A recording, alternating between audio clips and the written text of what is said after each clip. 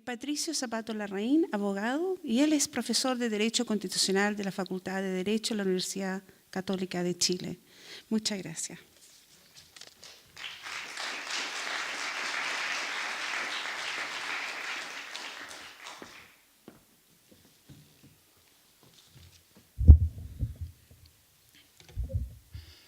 Muy buenos días y gracias a los organizadores por la invitación. Normalmente evito leer porque es más latero, pero estoy padeciendo un dolor bien agudo y estoy tomando hay varios médicos acá, estoy tomando un remedio que se llama Tramal y me dicen que puede producir algún tipo de olvido, alucinaciones, y obviamente no quiero incurrir en eso, así que voy a leer y espero estar dentro de los 30 minutos. La ponencia del doctor Beckett ha tocado en forma espectacular los aspectos médicos y científicos. Yo voy a tratar de contribuir con los aspectos jurídicos sin entrar en excesivo tecnicismo, porque entiendo que es un público de ciudadanos educados e informados, pero no es una clase de derecho constitucional. Cuestiones previas. Yo creo que es bien importante tratar de evitar que se etiquete la posición de defensa del derecho a la vida como una posición que evita el debate, que rehúye el debate o que quiere censurarlo. Y en ese sentido, manifestar de entrada la disposición a ofrecer argumentos, la disposición a escuchar, con todo el respeto con que uno pueda escuchar al otro. Me parece importante. Tener siempre la disposición a entrar al debate, que creo que es el ánimo de una conferencia como esta. En segundo lugar, hacer un esfuerzo por distinguir, porque entre quienes tienen una posición partidaria de una ley de aborto, hay, creo yo, distintas posiciones. Hay personas que están derechamente en una posición que niega completamente cualquier valor a la vida del embrión, pero hay otras personas que equivocadamente, creo yo, están tratando de encontrar lo que piensan es un equilibrio entre los derechos de la mujer y los derechos del que está por nacer. Y esa persona, uno tiene que ser capaz de decirles, creo que lo que tú estás proponiendo es un error, tiene estas y estas consecuencias, pero creo que uno debiera hacer un esfuerzo para tener ese diálogo por el respeto. Y a cambio, creo que uno también debiera pedir a los partidarios de autorizar algún tipo de aborto que entendieran que las personas que rechazan estas iniciativas no lo hacen por ser insensibles ante el sufrimiento de las madres, ni porque adscriben a visiones machistas que ven a la mujer embarazada como una incubadora sin ningún tipo de derecho. Lo hacemos más bien en base a lo que entendemos es una comprensión cabal de la igual dignidad de todas las personas. Finalmente, última cuestión previa. A menos lo que a mí respecta, la discusión sobre los mayores o menores niveles de tutela que la sociedad debe conceder a los derechos del que está por nacer no debiera focalizarse exclusivamente ni principalmente en las herramientas del derecho penal. Yo pienso que la pena penal es un instrumento bastante tosco, de efectos no siempre predecibles y cuya ejecución en concreto a veces tiende a afectar más derechos de los que supuestamente busca limitar. La pena penal no debiera ser el centro de ninguna política social. Por lo anterior, yo creo que no hay que sentirse cómodo y tranquilo pensando que la vida del que está por nacer está suficientemente cautelada por el mero hecho de que mantenemos por ahí en el Código Penal vigentes un par de tipos penales. Creo más bien que una eficaz protección de las vidas humanas supone que junto con castigar al individuo que atenta contra dicho bien valioso, la sociedad en su conjunto debe asumir responsabilidades positivas, educando a la sexualidad responsable, no discriminando a las madres adolescentes o solteras, facilitando la adopción y estableciendo políticas sociales integrales que apoyen eficazmente la maternidad. no haciendo del cumplimiento de este deber un gravamen que cae exclusivamente sobre los hombros de la mujer. Esa sería una solución machista y discriminatoria, sino un gravamen que asumimos como comunidad, todos y todas. ¿Alguna idea sobre el aspecto constitucional? El siglo XX, el siglo que se nos fue un siglo testigo de horrores espantosos, quizá inéditos en la historia de la humanidad, pero también, en positivo, fue un siglo en que la humanidad adquirió cierta conciencia sobre el valor precioso de los derechos humanos. Probablemente justo como reacción ante los horrores de los hornos, de las masacres, de las purgas, del genocidio, una conciencia renovada del valor de los derechos humanos. Entonces las constituciones, los tratados internacionales, los organismos preocupados de los derechos humanos se multiplican, especialmente después de 1945. Y eso, creo yo, es algo que debe ser saludado y debe ser valorado. Desgraciadamente, a veces lo que uno observa es una cierta incoherencia o inconsistencia o un doble estándar. Personas que defienden o dicen defender los derechos humanos, lo hacen respecto de ciertos derechos humanos, respecto de ciertas circunstancias, en ciertos casos. Y en ese sentido creo que más que andar apuntando con el dedo a los que no son consecuentes, creo que es bien importante que uno parta por hacer un ejercicio interno de reflexión. Si hemos internalizado suficientemente qué significa el valor de la dignidad de la persona humana y de los derechos humanos. Y significa que nunca existe una causa, un fin, un propósito que pueda justificar la muerte deliberada de una persona indefensa, una persona inocente, una persona que no nos está agrediendo. Eso significa que nunca se justifica la muerte de un prisionero en una guerra, nunca se justifica la tortura, nunca se justifica desaparecer personas, y no importa cuál sea la causa. Nosotros vamos a estarle diciendo a una persona que su drama y su tragedia espantosa no justifica matar a un inocente. Tenemos que llevar esa lógica hasta las últimas consecuencias. Nunca habrá un motivo, el progreso del país, la victoria contra un enemigo, que justifique éticamente tomar la vida deliberadamente de una persona que no puede defenderse, que no nos está atacando. La única circunstancia en que estamos justificados éticamente para tomar la vida de otro ser humano es cuando estamos en actual defensa de nuestra vida, que está directamente siendo amenazada, la legítima defensa. Mi primera aproximación al tema del que está por nacer fue en 1988. En 1988 escribí Persona y embrión humano, que lo publicó la revista chilena de Derecho. Yo era un alumno todavía, estaba en cuarto año, y fue la gentileza de mi profesor José Luis Sea la que permitió que se publicara ese artículo. Lo destaco porque durante ese año yo fui presidente de la Federación de Estudiantes de la Universidad Católica. Fue el año del plebiscito, entre el sí y el no. Y todavía recuerdo la cara de algunos amigos míos que me preguntaban por qué estaba escribiendo un artículo sobre el embrión, la persona, el aborto, en el año 88.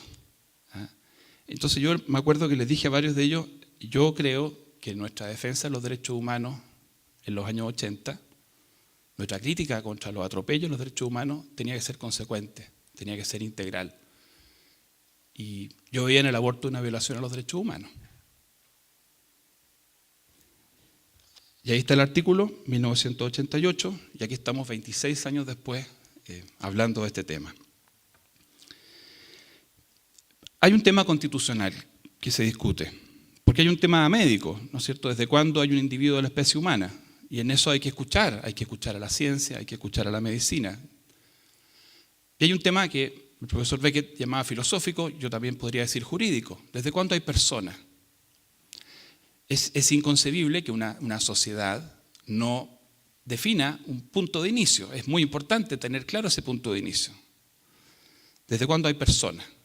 Eso significa desde cuándo hay un ser que tiene derechos fundamentales, derechos que no están a merced de mayorías ocasionales o mayorías de turno. Algunos autores dicen que el terreno de la persona es un coto vedado, un espacio al que no puede entrar cualquiera. Otros dicen el terreno de lo indecidible, aquello sobre lo cual no se puede decidir tan fácil. ¿Desde cuándo hay persona? Durante muchos siglos, la idea de persona era la idea de máscara. Así surgió en Grecia y en Roma. Persona era la máscara que se ponía el actor. Como ustedes saben, en la Grecia, en la tragedia, en la comedia, los actores eran solo hombres. La máscara servía para que el hombre que actuaba pudiera asumir un rol femenino. Los mismos actores asumían distintos roles. La máscara era lo que veía el público en el teatro. Entonces estaba el ser humano y estaba la máscara. Estaba el ser humano de carne y hueso, de sangre, de nervio, de músculo, y estaba el rol social en la obra. Hay personas que siguen pensando, 2000 años después, que la categoría de persona es una categoría artificial que nosotros le ponemos encima a ciertos seres de carne y hueso. Y en el fondo, como comunidad, tenemos el derecho de decidir quiénes son personas. Y durante siglos sufrimos esa práctica y decidimos, por ejemplo, que los descendientes de África trasladados a América no eran personas, eran esclavos. Los jesuitas en Chile tuvieron que librar una ardua batalla contra quienes pensaban que nuestros aborígenes no eran personas. Calígula en su momento dijo, yo creo que mi caballo es persona para efectos jurídicos, puede ser dueño, puede dar en herencia. Hemos tenido tiempos en los cuales se le niega la personalidad a ciertos seres humanos, a ciertos individuos humanos, e incluso momentos en que se le ha dado el rótulo de persona a quienes no son individuos de la especie humana. Pero eso debiéramos tener claro, eso es pasado. Eso debiera ser pasado. Eso es no asumir el aprendizaje de lo que pasó durante el siglo XX. No entender lo que ocurre cuando uno le niega a ciertos individuos de la especie humana la calidad de persona. Cuando uno dice, los judíos, los gitanos, los comunistas, los gays, no son personas, o son menos personas. Por eso que tenemos que aplaudir el lenguaje de las declaraciones universales. Las organizaciones no siempre están a la altura del lenguaje, pero el lenguaje es digno de aplauso. No se puede discriminar en razón de edad, sexo, condición, salud, enfermedad, edad, salud, raza. Entonces, la discusión sobre quiénes son personas en nuestro sistema jurídico es importante. Yo por lo menos he defendido la idea de que nuestra Constitución actualmente vigente postula que todo individuo de la especie humana es persona. Y lo hago sobre la base de varios argumentos que están publicados en un libro más reciente, el 2008. Pero ojo, hay personas entre nosotros, abogados muy distinguidos, que postulan que en Chile la persona principia al nacer. Y lo hacen sobre la base de un artículo del Código Civil. Porque efectivamente hay un artículo del Código Civil chileno que dice la persona principia al nacer, esto es, al separarse completamente de la madre. O sea, el momento en que se corta el cordón umbilical, mágicamente tendríamos una persona. Yo creo que ese es un error profundo, es leer la Constitución, que es la norma superior, desde un artículo del Código Civil, que es norma inferior. Es no entender que lo que está haciendo el Código Civil es distinguiendo para efectos de aspectos patrimoniales, aspectos económicos, aspectos civiles. Hay que mirar lo que dice la Constitución. La Constitución dice las personas nacen libres, iguales en dignidad y derechos. Fíjense bien, dice las personas nacen libres, iguales en dignidad y derechos. Algunos literalmente dicen, ve, el nacimiento es la clave. No, lo que está diciendo es que ya nacemos libres e iguales en dignidad y derechos. Nada de lo que puede hacer la sociedad nos otorga esos derechos, ni nos puede quitar esos derechos. Las personas ya vienen con esa condición al momento de nacer. Son derechos anteriores al Estado o al reconocimiento estatal. Yo quiero referirme brevemente, no sé cuántos minutos me quedan. 15, perfecto. Me quiero referir brevemente a algunos de los proyectos de ley que se han discutido en el último tiempo. Todavía no sabemos exactamente cuál va a ser el proyecto eje de la discusión que vamos a vivir durante el 2015. Todavía no sabemos si va a ser un ensamble de distintas mociones, algunas de las cuales las comentó el doctor Beckett, o si va a haber una iniciativa del gobierno. Entonces lo que podemos hacer mientras tanto es analizar las mociones que ya se han presentado en el pasado. Yo me voy a detener en 3 mociones, que yo las analicé en su momento, hice un informe para el Senado el año 2012. Estas 3 fueron rechazadas. Comencemos por un proyecto del senador Fulvio Rossi y la ex senadora Evelyn Matei. Despenaliza la interrupción del embarazo por razones médicas, boletín 7373 del año 2007. Esa iniciativa modificaba el Código Penal, decía: no se considerará aborto cuando se produzca la muerte del feto como consecuencia de una intervención, tratamiento o administración de algún fármaco que sea indispensable para salvar la vida de la madre, lo que deberá ser certificado por un grupo de 3 médicos. Y después, no será punible la interrupción del embarazo cuando se haya certificado por un grupo de 3 médicos la inviabilidad fetal. En términos de lo que explicaba el doctor Beckett, tenemos la causal, comillas, terapéutica, para salvar la vida de la madre, y 2, la causal de inviabilidad. La primera hipótesis, esta terapéutica, corresponde aproximadamente a lo que uno podría llamar aborto terapéutico. Pero la verdad es que, como lo planteaba el doctor Beckett, confunde 2 situaciones bien distintas. Una cosa es un tratamiento médico efectivamente indispensable o necesario, que puede traer como consecuencia no deseada la muerte del embrión, y otra cosa es usar la vida del embrión como un recurso o elemento para mejorar la salud de la madre. Como lo dijo también el doctor Beckett, no quiero repetirme, los avances de la medicina han ido volviendo prácticamente imposible la situación de colisión ineludible entre las 2 vidas.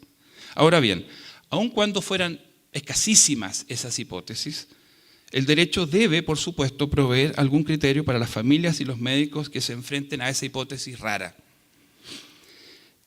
Dicho lo anterior, uno podría decir que la propuesta Rossi-Matei conciliaba razonablemente los 2 derechos fundamentales, el de la mujer y el hijo. En efecto, aun cuando es posible imaginar casos en que la madre pudiera optar por seguir adelante con el embarazo, aún arriesgando con ello su vida, voluntad heroica que debería respetarse, no parece sensato, sin embargo, que la ley penal imponga esa conducta como única legítima. Mi problema con ese proyecto, no obstante, es que resulta ser innecesario, superfluo. Ello por cuanto pretende regular una situación que ya está suficientemente y adecuadamente regulada.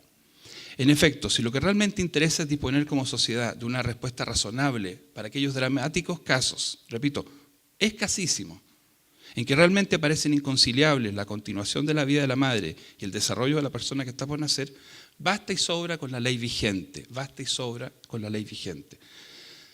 Desde 1931, como ustedes saben, hasta 1989, el Código Sanitario incluía una norma, el artículo 119, que autorizaba expresamente el aborto terapéutico. La doctrina penal consideraba esa disposición como una forma de estado de necesidad exculpante. Se entendía que en esos casos el doctor que actuaba como actuaba, la mamá que decidía como decidía, se encontraba en un estado de necesidad tan agudo, tan justificado, que eso le exculpaba del castigo penal. ¿Qué ha pasado en los últimos 20 años? En lo personal debo señalar, desde que se eliminó esa norma, ya no existe esa norma. Entonces alguien podría pensar, si esa norma era necesaria, en estos 20 años tiene que haber ocurrido que mucha gente haya sido condenada. No conozco de una sola causa judicial, en que se haya dictado sentencia condenatoria por un caso de verdadero aborto terapéutico. La razón sería muy simple: un tribunal que así fallara estaría incurriendo en una grave denegación de justicia. La verdad es que los casos reales de conflicto de vida entre madres e hijos han estado cubiertos desde siempre, desde que hay Código Penal en Chile, por la figura legal de la no exigibilidad de otra conducta. Artículo 10, número 9 de nuestro Código Penal. Nuestro Código Penal ha tenido siempre, desde el año 1875, una figura que dice que no se te va a castigar cuando no se te puede exigir otra conducta. A la persona no la castigan por no ser héroe. Esa es una causal de inexigibilidad que está en nuestro Código Penal. No es óptima como solución, porque esta causal opera una vez que se ha acreditado la responsabilidad, la voluntariedad, y solo actúa a nivel del cumplimiento de la pena, pero permite resolver todas las hipótesis imaginables. Ahora, es posible que haya habido condenas que no han sido debidamente registradas por la literatura. Podrían haber jueces que no aplican esto, que no saben hacerlo. He escuchado de casos en que no habiendo condena definitiva, sí se habría producido procesamiento. He escuchado esos casos, no me constan. Lo interesante, y que los partidarios del aborto terapéutico parecen ignorar, es que durante el año 2010 se aprobó una reforma legal que se hace cargo de las inquietudes razonables que podrían estar detrás de la ley de aborto terapéutico. En efecto, la ley 20.480 de diciembre del 2010, que es la que tipifica el femicidio, ¿no es cierto? Desde el 2010 nosotros tipificamos el femicidio. Amplía además significativamente el estado de necesidad como causal de justificación. Después que se eliminó el artículo 119 del Código Sanitario, lo que había, repito lo que dije antes, era esta causal de no exigibilidad de otra conducta. Desde el 2010 existe un estado de necesidad reforzado, que no solamente incluye los temas en que yo defiendo la propiedad, sino que también la vida. Este es el número 11 del artículo 10. Si hasta ahora el estado de necesidad solo operaba en aquellos casos en que se sacrificaba la propiedad o la inviolabilidad de la morada para proteger la vida o la integridad física, ahora queda redactado en términos de incluir también la vida o la salud de otra persona, dentro de un contexto bastante exigente y riguroso. O sea, quiero repetir esta idea. Existe en el Código Penal, desde el año 2010, una segunda figura que se pone en el caso altamente hipotético de que algún fiscal del Ministerio Público llevara a algún tribunal a una mujer o a un médico que hubiera participado en una auténtica, de rara ocurrencia, situación de colisión entre dos derechos. El punto entonces es que parece ser que uno se pregunta, ¿para qué es la ley? ¿Para qué es la ley?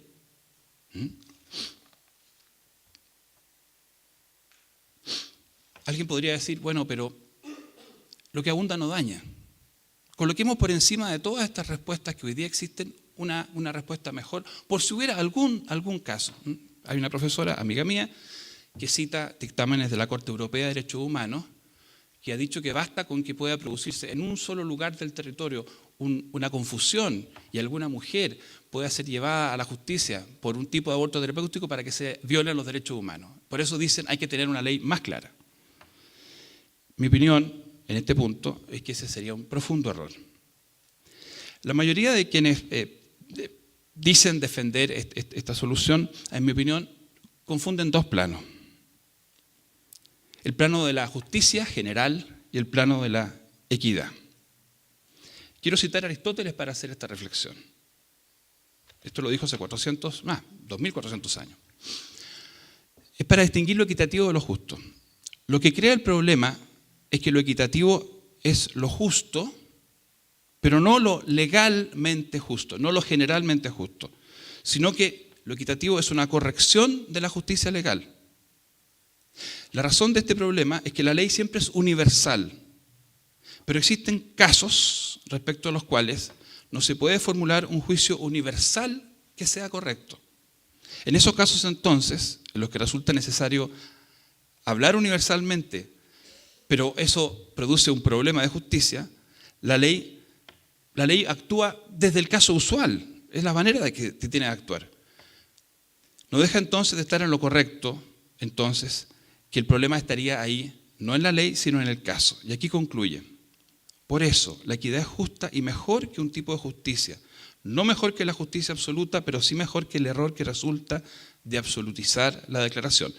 Voy a explicar después, es un poco enredado Aristóteles, pero esto es la razón por la cual no todas las cosas se regulan por ley. Esta es la razón por la cual no todas las cosas se regulan por ley. De esta manera, cuando se trata de cosas respecto a las cuales es imposible aplicar una ley, es necesario una sentencia. Dicho en otras palabras, ahora ya no habla Aristóteles, el ordenamiento jurídico debe estar en condiciones siempre de dar respuesta equitativa a las personas que les toque enfrentarse circunstancialmente a un caso peculiar, por improbable que sea. Pero lo anterior no quita que sea innecesario o inconveniente modelar la ley a imagen y a semejanza de los casos especialísimos. Me explico. La ley es general y está pensando en el 99,9% de los casos. Para el caso extraño, único, especial, la ley, más que dar ella una respuesta, tiene que establecer una oportunidad para que el juez haga el aterrizaje de la equidad, que son justamente las causales de no exigibilidad de otra conducta, el estado de necesidad. ¿Cuál es el problema cuando uno incorpora el caso especialísimo en la regla general?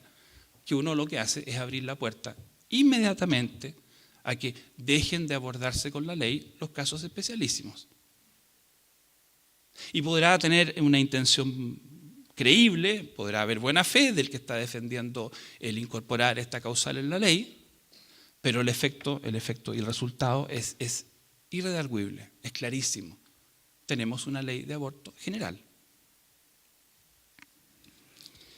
Entonces, ahí hay un tema, a mi juicio, de una ley inútil y que además es peligrosa. Voy a saltarme porque me van a quedar como 3 minutos y me voy a ir a la situación de la violación, porque me parece que sobre la inviabilidad el doctor Becker también hizo una espectacular explicación.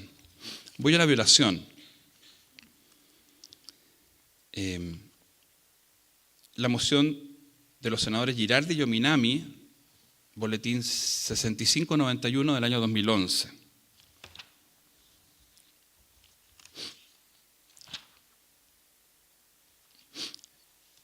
Como lo decíamos, el proyecto intenta hacerse cargo del impacto psíquico que produce en la mujer ser víctima del crimen de violación. Atendiendo precisamente a ese dolor, esa moción quiere liberar a la mujer del gravamen adicional de llevar a término un embarazo que es fruto de una agresión sexual.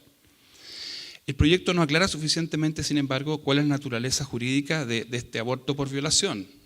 Hay que entender que se trata de una conducta que se considera conforme a derecho, o más bien estamos ante un acto que sigue siendo antijurídico, pero que admite ahora esta nueva causal eximente de responsabilidad penal que se está creando.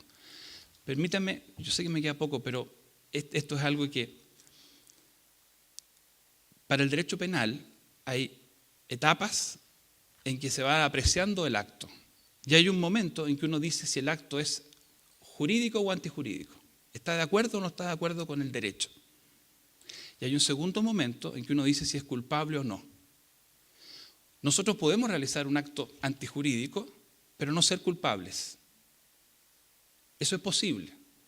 Puede ocurrir algo en nuestra psiquis que hace que no merezcamos un reproche. Actuamos impulsados por una situación completamente irresistible. O defendemos una vida y matamos. Eso es antijurídico matar, pero no es culpable. Entonces, la pregunta con ese proyecto es, ¿qué es lo que hace? ¿Considera válido jurídicamente el tomar una vida? Si es así, es completamente contrario a la Constitución por las razones que he dicho. No se puede tomar la vida de un ser inocente, de una persona que tiene derecho a la vida, por ninguna circunstancia.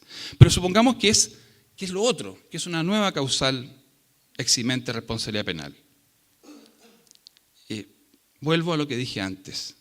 ¿Es necesario incorporar una causal especial si tenemos en nuestro Código Penal ya en acto, ya en los libros del Código Penal, desde hace mucho tiempo, causales para situaciones como esa? Donde cualquier tribunal medianamente criterioso se inhibiría de condenar a una mujer que efectivamente obró impulsada por un impulso irresistible. Pero claro, ahí tendríamos la posibilidad de que el tema se discutiera en concreto y uno pudiera entonces distinguir al médico que tiene un negocio del aborto de la mujer de 14 años violada por su padrastro y que incurrió en esa decisión terrible. Pero eso lo puede hacer el juez, dentro de una norma general que dice el aborto es un delito y que establece esta posible causal eximente de responsabilidad penal. Entonces la pregunta que creo que uno tiene que hacerse es realmente si jurídicamente no es necesario para atender a los problemas sociales que parecen existir, ¿cuál es el impulso? Y yo creo, y me parece que no es una imputación gratuita, yo creo que efectivamente lo que tenemos es un intento por entrar por la ventana a lo que es el objetivo final para la mayoría de los partidarios del aborto, que es el aborto libre, el aborto como derecho de la mujer sin necesidad de expresar causal. Y hay que agradecer que algunas personas partidarias de estos proyectos se han sincerado en el último tiempo y han dicho, en verdad, esto no nos parece suficiente. Esto no atiende a lo que es la libertad de la mujer. Es valioso eso porque permite discutir en serio, permite discutir de verdad. Y yo los quiero felicitar finalmente por esta contribución que ustedes hacen. Yo no voy a poder quedarme toda la mañana porque de verdad yo literalmente estuve en cama los últimos 2 días por mi espalda. Pero para mí por lo menos ha valido la pena y espero que para ustedes haya servido de algo. Muchas gracias.